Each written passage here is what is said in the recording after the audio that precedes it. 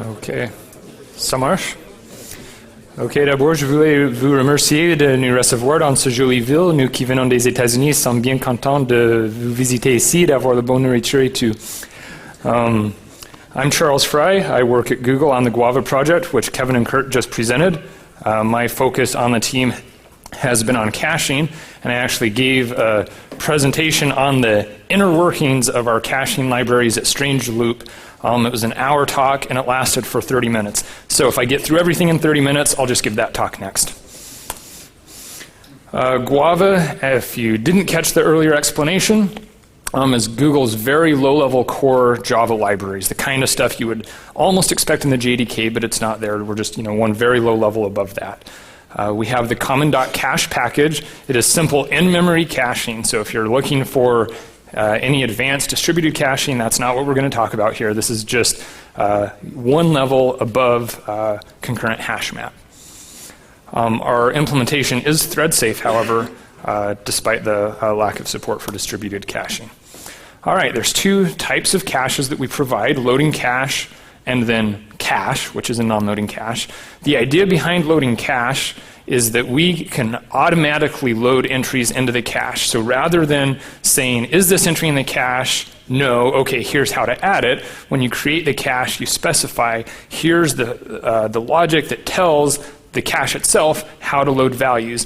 And the nice thing about that is then you know that everything is always in a consistent state. You don't need to look around your code for all the different places things could have got added to the cache. And because we so strongly believe that loading cache is really a strong statement of consistency, that is what we're sort of treating as the default case, and we'll focus on that in this talk. In fact, we originally released loading cache as cache, hoping we could just ignore the non-loading case, but there are times when that's what you need. Okay, so we'll be looking at a lot of code during this presentation. We start with cache loader, which is how you get stuff into the cache. So it looks very much like a function. You load the key, you return the value, as simple as that. So in this case, we define a cache, which is always cache builder.new builder. We'll see all the different ways you can configure it, but at the simplest level, all you do is provide it a cache loader. Now when you look anything up, it will apply the cache loader to get the returned value, store that in the cache, and then return it to you. So in this case, it will just uppercase the string that you pass in. And if the string is not currently in the cache, it will add it.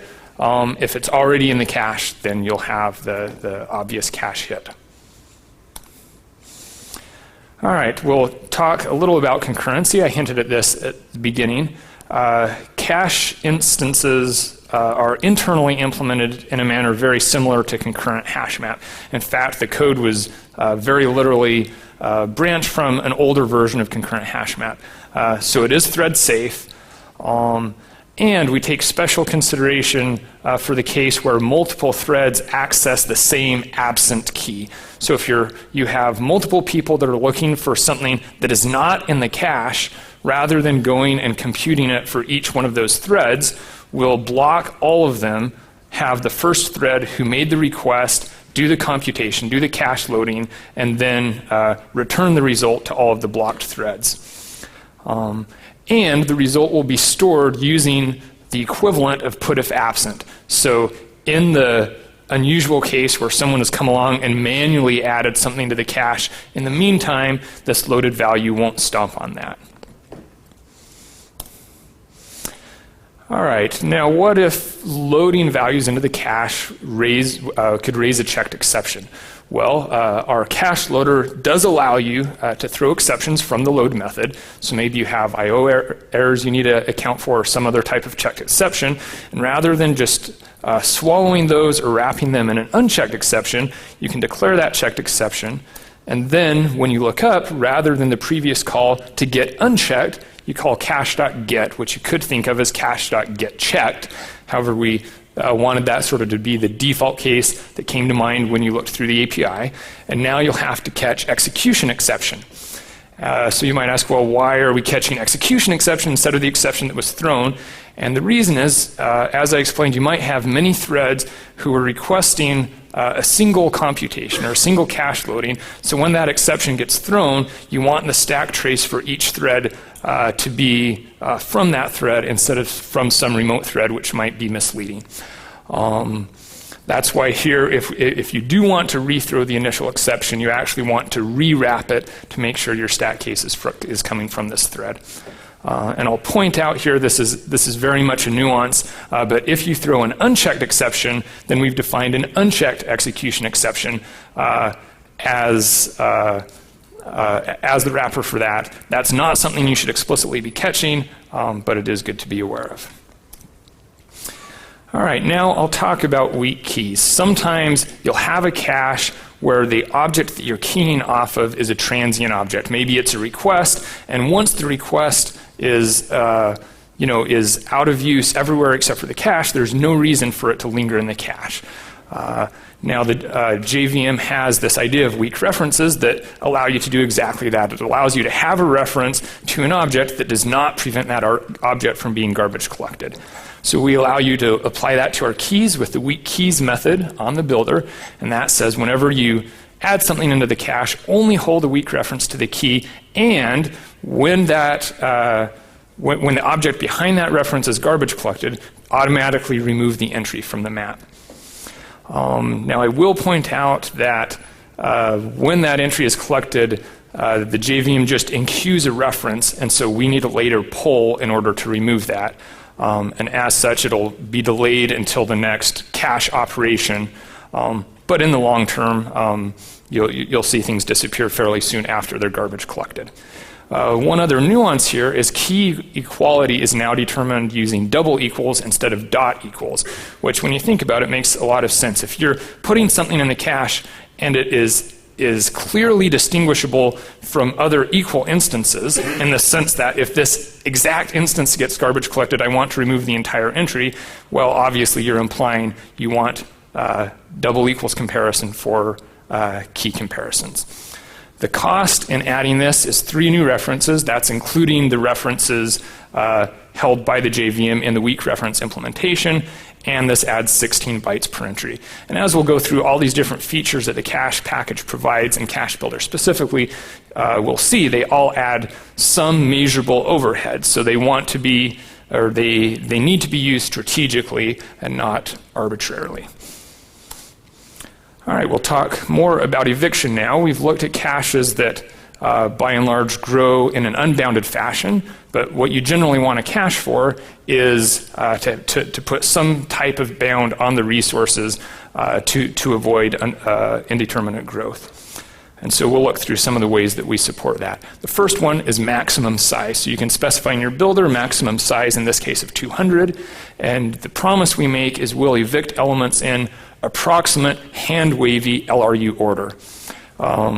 Right now it happens to be LRU within small subdivisions of the cache, but not global LRU. That might change to a global algorithm. It might change to an algorithm that takes frequency into consideration. We're really keeping the doors open and not making strong guarantees other than it will be LRU-ish. One thing to note here is in order to have this LRU type behavior, we need to perform a write on all of the accesses. So normally a cache lookup is going to be highly optimized and very cheap, and specifically will never involve not only any locking, but any type of expensive concurrent operation. In this case, we do need to record the order in which things were accessed. So there will be a slight performance penalty to that. Also, it adds 2 new references. Basically, we're keeping a doubly linked access queue so that within each subdivision of the cache where we're applying this LRU algorithm, we can keep track of the order that things were referenced, and those add extra overhead per entry. All right, similar to maximum size, we have maximum weight.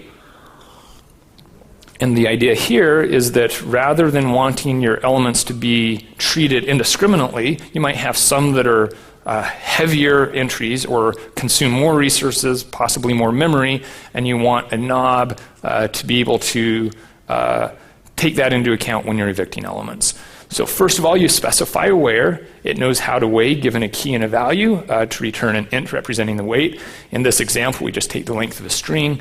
If you heard the size of talk, which was given earlier today, you could use some technique like that to estimate the number of bytes that were consumed, although we don't do anything automatic for you in that regard. And then your maximum weight now is specified in terms of the results returned from your weigher. And we only weigh entries when they're added to the map. So if you're going to be dynamically changing your values over time, that will not be taken into consideration by the eviction algorithm. And right now, the maximum weight eviction is just very dumb and simple. We go to add something, ask if there's room for it. If not, evict the first element. There's a lot of room for potentially doing something more intelligent in that regard, but we haven't really had strong demand for that yet. Boy, I think I've just talked through most of this. Right, it is worth pointing out that the maximum size and maximum weight implementation share the same physical underlying data structure. The key difference in behavior is that maximum weight implies that more than one element will be evicted at a time. So with maximum size, you add one element, at most one gets evicted. With maximum weight, you might add something really big and pop a bunch of guys out of the cache. And the other points I've covered already. All right, cache stats. Now that we have some automatic cache eviction going on, you want to be able to look at your cache and ask certain questions of it. You know, what's the hit rate? How often am I loading items into the cache? How expensive is it to do that? And so we have this record stats method, which turns on stat recording, which otherwise isn't happening. And then at any point in time, you can take a static snapshot of the stats with this cache.stats method. This is just a subset of what we expose: hit rate, miss rate, load exception rate, average load penalty. Those are all averages based over some primitive statistics, which we also expose. It's also worth noting that you can automatically subtract these. So if you're taking one measure at one point in time and another later on, you can say, okay, what is the delta between these two measurement points? We have ideas over time of how we can use this type of information to do more automatic cache tuning, but for now everything is completely manual. But at least this exposes the information so you can make intelligent decisions about how to configure your eviction. All right, now going through other types of eviction. We talked about evicting based on size. Now we'll have a few examples of evicting based on time, starting off with time to idle. So here you specify expire after access, give it some duration of time, and then if any entry in the cache has not been accessed for that amount of time, we'll automatically remove it from the cache. A few nuances to point out about this. It actually uses the same data structure as maximum size, which incidentally means you can specify both of them with no additional overhead. Whether or not that's useful is unclear. And also the evictions are always performed on user operations. So we don't have any background threads that are sitting around doing cleanup work. Rather, we'll piggyback on individual user operations, do small amounts of this type of maintenance work, such as expiring entries, to spread the load over all operations. And as a result, it's possible that when you perform a read, we'll notice there are entries that need to be evicted and do those on a read. We'll always bias it towards writes first, but if we can't keep up with evicting when writes happen, then we'll evict on the reads. All right, the cost for this is the same as for maximum size, 2 new references in the same write queue. One other thing to point out is when you're writing unit tests, rather than writing a test that configures some expiration time and then sleeps and then checks whether or not the element has expired, we have a ticker that you can specify in the cache builder, and that just lets you manually advance time so that you can make sure that eviction happens according to your expectations. Very similar, we have support for time to live. This is exposed as expire after write. The difference here being that we don't pay attention to cache accesses, but only to cache write events. So expire after access is something that would be very convenient for bounding the size of the cache. Expire after write is sort of customized or intended for getting rid of stale data. So if you know, I've looked this up in the database and that's fresh enough to serve to my users for 2 minutes, but after that, I don't want to trust it. I'd rather go look it up again. You can use expire after write for that. And expire after write and expire after access can be combined to get both the staleness eviction as well as to drop stuff out when it's not accessed. And then the overhead for using this feature is similar to expire after access.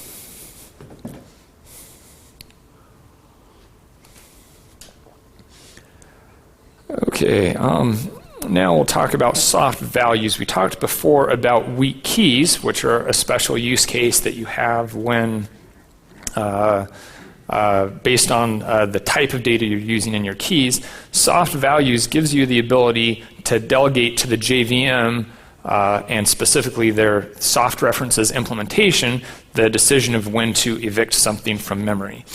At a first glance, you could think of this as a memory-sensitive cache, and in the Java doc of soft references, it says that VMs bias against clearing recently created or recently used soft references, and they specifically indicate that this is intended for use in caching. But we have seen production issues with this, so we don't recommend it as a default. It still is good to know about and sometimes may be useful as a nice backup strategy.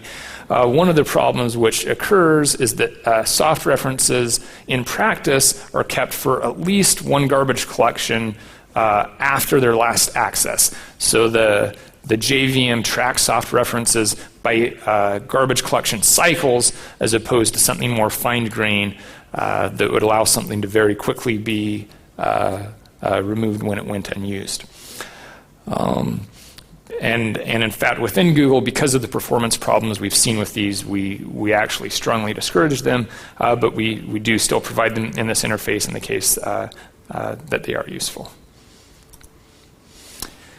Okay, now as for cache configuration, all the examples we've seen so far have been cache builder dot, add, the method by method, the ways in which you want to configure your cache.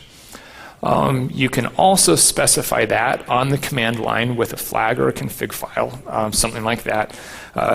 Essentially, you can get a string representation of the cache configuration, and then we'll parse that for you in this cache builder.from spec or with the cache builder spec class. And that way you can make it easy to change or to tweak different configurations without having to recompile all of your code. For example, you're experimenting with the maximum size. You want to see what the memory trade-offs are of different settings, or maybe different expiration times. This gives you an easy way to be able to plug in at a low level, tweak that knob quickly, and make it easy to configure those. Okay, now we'll talk about removal notifications. So sometimes you cache something that consumes resources, maybe on the file system, or some type of resource that needs to be cleaned up or otherwise dealt with when an entry is removed from the cache. This is definitely a common internal use case that we have. In this case, you can subscribe to removal notifications, and whenever anything gets either manually removed, gets overwritten by something else you're adding to the cache, or gets evicted by any of the eviction policies that I've covered, then your removal listener will be called. So this illustrates how you can add that with this removal listener method. And your listener looks like this, has an onRemoval method, takes a removal notification, gives you some metadata about the type of removal event. In this case, we're calling the wasEvicted method, which I'll talk a little more about in a sec. And then you can access the key and value which were evicted if they're present. Now, obviously, if you're using soft values or weak keys, by the time the eviction happens, that may have already been garbage collected. But we'll at least give you everything that we have. Now, this wasEvicted check here is interesting because as I pointed out, will also call the removal listener when you manually remove something. And this makes it possible to write really bad removal listeners. In fact, we had someone in Google write a removal listener which did not check was evicted, did a small if check, and then if that if check failed, they manually reinserted the element into the cache. The problem with that is the way you unit test it is you add something to the cache, you remove it, and then you see what happens. Well, you remove it, you call the removal listener adds it back in, and then it clobbers the one that's on its way out, and you end up getting this recursive cycle where it never actually manages to get removed or to stop recursing into the removal listener. So checking was evicted, or at least thinking carefully about how to deal with cases where the item was manually removed is important. And I think in that example I just gave, there may have been some automatic cache loading involved. I may have summarized that slightly incorrectly, but that gives you an idea of what's going on here. All right, and I should point out, removal listeners are called synchronously during user operations. Just as I mentioned before, there are no background threads doing any kind of maintenance work inside of the cache package. So we just have to piggyback on top of user operations and then call the removal listener. That means that if your removal listener has to do a lot of work, you may not want to do it all in the body of the removal listener. You can instead provide an asynchronous implementation, and we make that easy with removal listeners.asynchronous. Obviously, you could easily do that yourself as well. And I already commented on the final bullet. Okay, refreshing stale entries. This is one of the newer features that we have in Cache Builder, and it's probably the hardest to understand of the ones we've looked at, partly because people have lots of different expectations about how it should behave. So we already looked at how you can use expire after write to just completely remove an entry from the cache once it becomes stale. With refresh, you can say, well, when the data becomes stale, I want you, the cache loader, to go and automatically refresh that data. So by the time someone comes around and looks it up, they're always going to be seeing fresh data. You can manually request refresh with loading cache.refresh, and that can be useful for the three reasons I list here.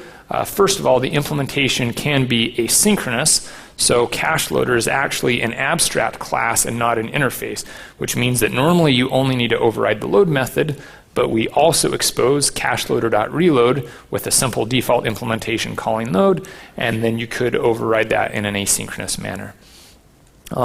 Also, you may have a situation where the new cache value could be computed or derived more efficiently with the old value, and the reload method does expose that, as I hope we'll see in the code coming up. And then finally, while refresh is occurring, any other threads that come in and try to look up that cache entry will continue to return the older stale version which was in the cache, at least until something kicks it out for any other reason. Okay, I guess we may not have the example that I would have liked to give here. All right, well, let me just briefly describe it then, which is that this reload method takes as parameters the key, the old value, and then returns a listenable future of the new value. So that makes it easy to provide an asynchronous implementation, and then also provides the old value for you to use. Okay, now we'll look into automatic refresh. I guess what I described there is very similar, but I only talked about the cache.refresh method. You can also configure your cache using this refresh after write, such that after this certain amount of time has expired, since an entry has been added to the cache, we'll go and proactively refresh it for you. The way that's currently implemented, and this is not a hard API guarantee, but it's the compromise we thought was appropriate right now, is the first time that you look up an entry after it has become stale, then on that thread we'll go and perform the refresh. Obviously, if you provide us an asynchronous refresh implementation, that's just started on the thread and then someone else will go off and do the work, or it may possibly block the the thread that would have returned that stale value. Now the subtlety of this is that inactive entries will not be refreshed. Our justification for that being, well, if you have a cache sitting around and no one's ever looking this stuff up in it, it's not worth us doing this constant work keeping everything up to date. We still expect to do a lot more tuning here, but this at least is an initial implementation which we found useful in many cases. Oh, right, and I should point out that it can be combined with expire after write for the case when maybe after 2 minutes my data is old, but it's still okay to serve to users. After 4 minutes, I just don't want them to see it. So then you could use the refresh after write and expire after write to meet both of those goals. Now the benefits of automatic refresh are similar to the benefits of the manual refresh which we previously saw, that the implementation can be optimized based on the previous value, that the stale value can continue to be returned without blocking other threads that are looking it up, and that it can be implemented asynchronously. And I should probably, this may have already been clear, but just to make it very explicit, if you have a non-asynchronous cache loader that does not reload or override the reload method asynchronously, then if you have multiple threads accessing the data when it's stale, one of them is going to block and do the refresh synchronously on that thread. All of the other ones are just going to return the stale value. So we're at least as efficient as we can be without being the ones who provide extra threads. Okay, let's see, what is this? I'm completely wasn't expecting this. All right. I guess this was this is related to what I couldn't find before and tried to explain without the slide. I just didn't look far enough ahead. All right, so this shows us the reload. I already explained the signature. The key to old value returns a listenable future and gives a simple example of how you could provide an asynchronous implementation that is just going to go in the background, in this case call load, or could obviously do something more complex than that and then get the asynchronous behavior which will improve performance. All right, now we'll talk about bulk operations. So everything we've looked at so far on the cache and on specifically with regard to cache lookups involve individual keys. In some cases, you might be in a scenario where it's just as cheap for you to look up 10 keys as it is to look up one. Maybe there's an RPC involved, or maybe a lookup in a database or something like that. So we do have support for bulk operations where you can come and say, I want to look up all of these keys at the same time, and then we give you an optimized way for the cache loader to go and fetch in a single operation all of those keys. So the two ways this is exposed is in cache loader.loadAll, which knows how to do the bulk load of those keys, and then in loading cache.getAll, which requests a large number of keys at the same time. Now there is a fundamental important difference in addition to the obvious fact that these are doing bulk requests instead of the individual requests, and that is that normally with loading cache lookups, as I explained, if you have multiple threads coming in, they'll all block on a single computation or a single loading thread that actually goes and pulls that data in.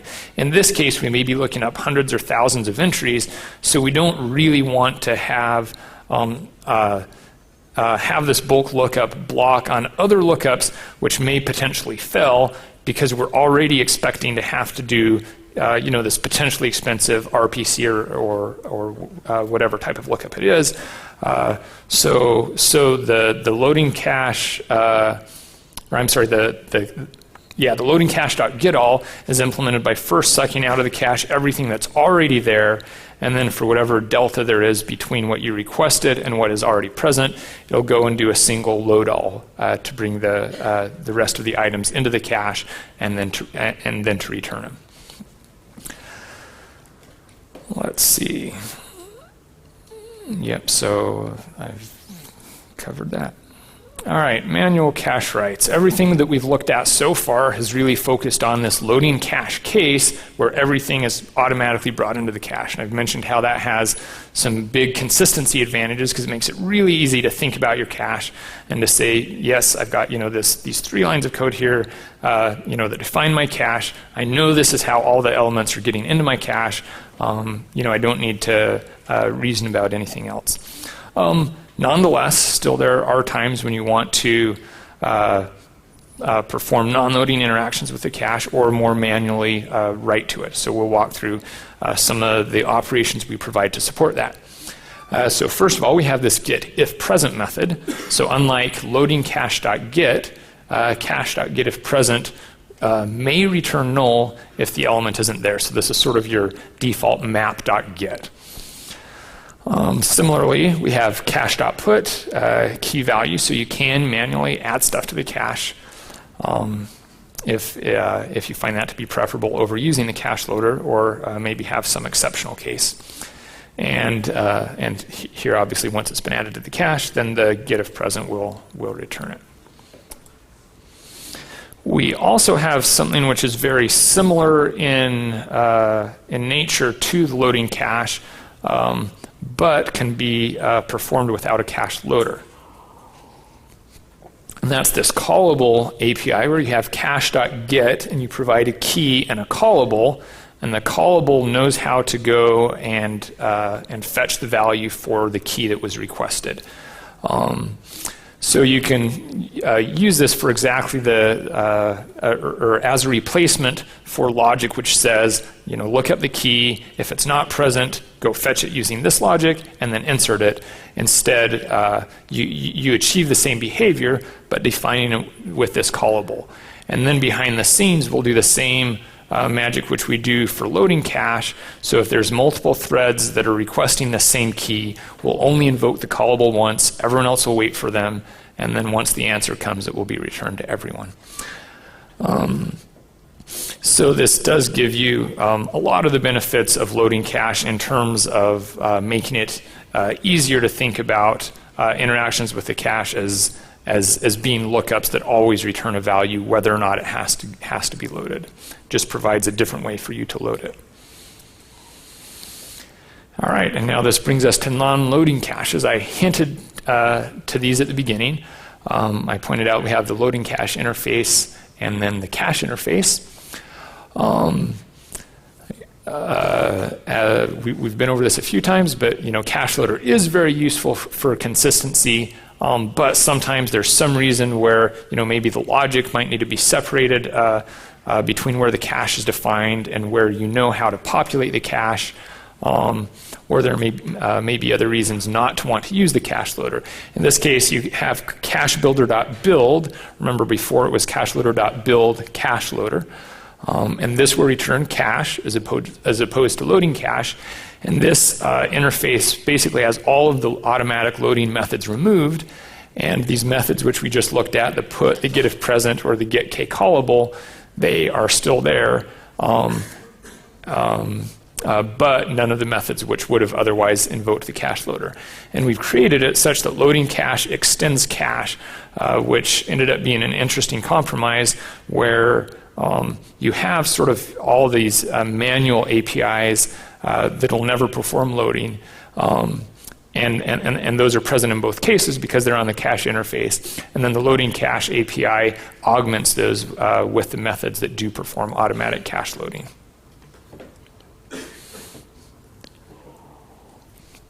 Okay, sometimes it's convenient to completely disable caching. Maybe something's going wrong, you're trying to debug it, you want to rule caching out of the equation. The canonical way we have to do that right now is with maximum size of 0. You can do it with a few of the other methods, and that's specified in the Java docs, but this is sort of the way we recommend, where you just think of it, okay, maximum size 0, as soon as anything's added to the cache, it'll immediately get evicted, the removal listener will be called, and the cache will be empty. The nice thing about this is using Cache Builder spec, you can use this to completely disable caching without recompiling your code. And interestingly enough, concurrent lookups of the same key still will result in a single load request, but once that request completes and is returned, it will just be dropped as opposed to being added to the cache. All right, one of the most complex things about cache is the map view, and I have enough time left. I'm going to spend a little more time talking about this than in addition to the details we have on this slide. And specifically, I'll discuss, why isn't cache just a map? Because they look so similar. I do gets, maybe I do puts. Sure, you have these extra methods where you load stuff in. And in fact, we used to follow that same line of thinking. You may be familiar in older releases of Guava. There was MapMaker, which we still have, though in a more limited presentation with many of the methods deprecated. And MapMaker was trying to do many of these same things, but to give you a map interface. And that ends up being introducing a lot of edge cases which end up being more problematic than would appear at first glance. Stuff like read methods on a map are often assumed to be quick, to not involve writes, and to return immediately. But as we've already talked about, in many cases, that's not true in cache. And it's especially not true when you have a cache loader that's automatically populating stuff. And as we talked with Doug Lee about possibilities of working this into the JDK, that was one of the big pieces of feedback that we got, is that we really need to have a clean way of separating the idea of looking at the cache contents from interacting with the cache in a way that causes stuff to be loaded into the cache. And so the AsMap view is exactly that. It's just a look into the heart of the cache where you can poke it, you can prod it, you can interact with it, but you don't have any of the magic that's going to happen with either the cache or the loading cache methods, which may add some non-map behavior on top of that. So the key implication of that in the second bullet here is that loading cache.getK and map.getObject look almost the same, but map.get really maps to cache.get if present, because it can return null if the item is not there, while loading cache.get will never return null. Loading, I guess I didn't explicitly point this out, but the cache loader is forbidden from returning null. So when you do this lookup in loading cache.get, you get a non-null instance. You get something that either was in the cache or was just loaded into the cache. But the AsMap view does provide nice ways, for example, for iterating over the cache content. You can, do, key set, entry set values, and all of the concurrent map write operations are implemented. So sometimes you may have edge cases where what you really want is, maybe the 3-argument replace method, or maybe you want to manually call put if absent. All of that is available here in AsMap. And it will interact in well-defined ways with cache and loading cache. This is why I pointed out before with loading cache, after it finishes the computation, it performs the equivalent of a put if absent. So you can reason about the behavior between these concurrent map operations on the AsMap view and the behavior of the cache loader. I guess the one final note I should make here is that we still recommend using the cache and the loading cache methods when writing to the cache, and then just saving this AsMap view sort of to do the extra hairy stuff that maybe wouldn't fit into those methods. All right, looks like we're pretty much done here. I'll talk a little about some of the upcoming things that we're looking to add to this package. One is async loading cache. We've run into requests where people want to look at multiple things in multiple caches, combine all of those, and then do something with them. But because cache excuse me, provides a synchronous interface, there is no easy way to do that. You can have a cache where the value is a future, but even that is sort of awkward, because then you wonder, well, so how does that work if I want soft values? And then you have to well, I guess there's a bunch of other implications which are probably not worth going into here. But the point is we're working actively on figuring out how can we define an async loading cache interface where you have all the same benefits of the API that I've been reviewing, but everything is in terms of futures. So that then it does make it easy to combine those in an asynchronous way and to do multiple cache lookups without blocking on each of them, for example. Another thing which we have nearly finished, I mentioned at the beginning of the talk, we're only focusing in this package on in-memory caching, but there's still are many use cases where you want more than that. Maybe EH-cache, Memcache, one of these distributed caching architectures. So we have this idea of creating a cache builder with a backing cache that sort of behaves like an L1, L2 cache, where it'll first look it up in the in-memory cache, and then if it doesn't find it there, it will go to the backing cache, the Memcache or EH-cache, and try to pull it out of there. We're still just trying to iron out all of the behavior with all the different methods, make sure what we come up with there is clean and consistent, but that's something that hopefully will be out in release 13. And finally, we have a huge list of possible performance optimizations. Internally, we've had very little pushback in terms of performance, and we have not spent a lot of time trying to super optimize things we have. We're definitely interested in feedback or reports on that, but there are a lot of things that can only fundamentally be improved by going to a dramatically different internal implementation. For example, I mentioned that this was originally branched from concurrent hash map, and there have been a lot of improvements to concurrent hash map since then. It's gotten rid of this whole idea of segments. There's all this clever division in the face of contention. And we can't really benefit from any of that now, but we know how to move things on to the next level as there is sufficient pressure to do that. So that's something that that we hope will eventually happen. So that's all that I have prepared. Any questions from you about anything I've presented or about our caching package? All right. Did you say a Java caching API? Yes, the next one. I'm not sure what you mean. You mean getting this into the JDK? And Yes, sir. Okay, we have not been participants in that and aren't completely up to speed on it. As that pans out, I'd be definitely curious to take a look at it and evaluate that. But yeah, we haven't spent any time on that yet. So, any other questions? All right, thank you for your time.